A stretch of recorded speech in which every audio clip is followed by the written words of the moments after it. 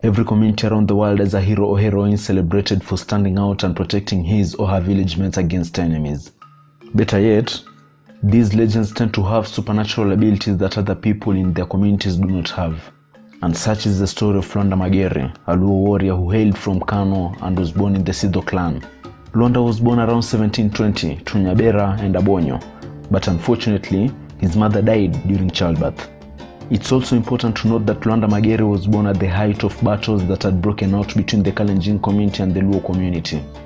And before LWANDA was old enough to join the warriors team, Nandi warriors were serving the Luo defeat after defeat. And if you watched my previous video on the legend of Syokimau, then you know that losing to the enemy community also meant losing most if not all of your cattle in the process. When LWANDA MAGERE was barely a teenager, his father was killed in a battle against the same Kalenjin community, so LWANDA had no option but to move in with his grandmother, Rapondi. His grandmother raised him until he was old enough to join the warriors team just like his father and build his own hut. At a young age, LWANDA had already shown an unmatched level of fighting prowess. But according to community guidelines set and enforced by Luo ancestors, one wasn't allowed to become a warrior before reaching a certain age or undergoing certain rituals.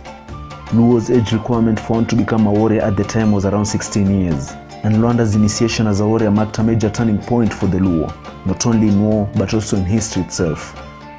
According to the Luo folklore, LWANDA possessed unearthly powers, one of which was impenetrable skin. Clubs, spears, and arrows from the enemy deflected from his body, and he had the strength to tear apart an entire army of Kalenjin warriors all by himself.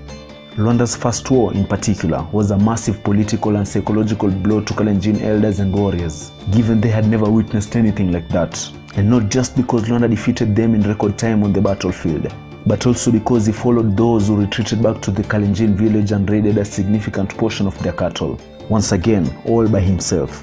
Anyone who tried to get in his way was killed on the spot. And needless to say, the Luo community was just getting started. After losing to Kalenjin warriors for generations, they believed that it was now their time to turn the tables and terrorize their sworn enemies as much as they wanted. This forced Kalenjin elders and warriors back to the drawing board, as they had to come up with ways to neutralize the new danger that was threatening their very existence. Some of the tricks they came up with included poisoning, ambush attacks, and even witchcraft. But none of them worked against the mighty warrior. Now, Kalenjins had only one card left to play. They decided to call a truce, and as a show of good faith, they picked the most beautiful girl in their land and gifted her to LWANDA MAGERE. However, while presenting the young lady to the Luo community, Luo elders immediately sensed the Kalenjin community was up to no good. The move was too sudden for a community that had been their worst enemy for hundreds of years. So they advised LWANDA MAGERE to accept the peace deal but not take the lady's hand in marriage. But LWANDA didn't listen. After all, how could he reject the most beautiful girl he had ever come across? Unfortunately for LWANDA, the decision to disobey his elders would ultimately lead to his own downfall, because his new Kalenjin wife had been instructed by her community elders to use her feminine tricks and decipher the secrets behind LWANDA MAGERE's invincibility. Now, it happened that whenever LWANDA was sick or in need of special attention, the duty will fall upon his first wife, the Luo wife. This was essential if the secret behind the warrior's strength was to remain hidden. However, on one fateful day while his first wife was away to visit her parents, LWANDA fell sick and he had no choice but to ask his second Kalenjin wife to take care of him. He then sent her to go and consult the local medicine man and get some herbal medicine she could use to heal whatever LWANDA was ailing from. Upon returning, LWANDA's wife tried piercing LWANDA's skin using a knife to instill the medicine as instructed, but the knife wouldn't go through. That's when LWANDA asked her to cut his shadow and apply the treatment to the incision. When she did, blood came out of the shadow, and as disbelief took over her face, she understood in the back of her mind that she had finally discerned the secret behind LWANDA's superpowers. That night, LWANDA's second wife crept out of LWANDA's homestead and ran back to her people, where she was received with joy after disclosing her husband's weakness to them, that his shadow was made of flesh and was vulnerable to attack. This motivated Kalenjin warriors to start planning a surprise attack that Luos were not prepared for. After all, according to the Luo, Kalenjins were now kinsmen because the greatest Luo warrior had married from their community. In addition to that, none of them knew that LWANDA had disclosed the secret to his powers. A few days later, Kalenjins launched the attack and caught the Luo unprepared, just as planned. But that still wasn't enough to give Kalenjin warriors an advantage over an army backed by LWANDA MAGERE. And even though they were also armed with the secret to his strength, getting a chance to attack his shadow was a whole other story. As a result, this forced them to retreat back to their village with LWANDA in hot pursuit, just like the old days. However, while retreating, one of the Kalenjin warriors saw a raised ground nearby and decided to take his chances. He split from his fellow Kalenjin warriors and hid on the elevation. Then as LWANDA was running by, the warrior aimed at his shadow and shot his spear.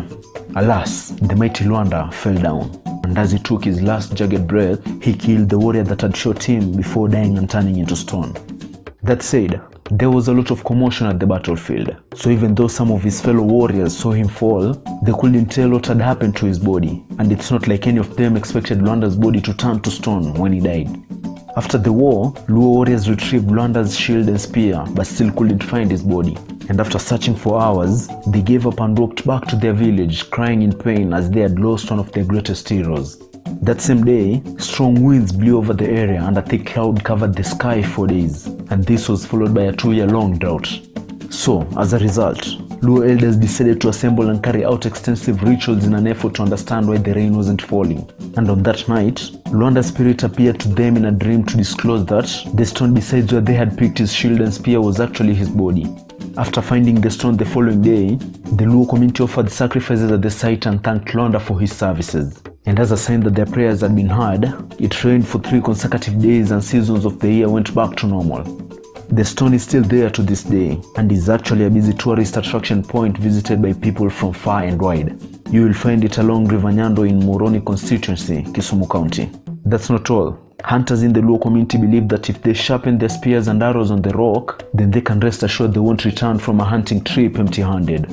Also, pregnant ladies aren't allowed to set foot on the area because legend states that they will likely miscarry. At the site, you'll also see traditional Luo weapons, including a shield and spear said to have been used by LWANDA Magere in battle. That's it for today. If you like the content, then do not forget to smash the like button and subscribe. This will help the channel grow and allow me to make more videos in the future.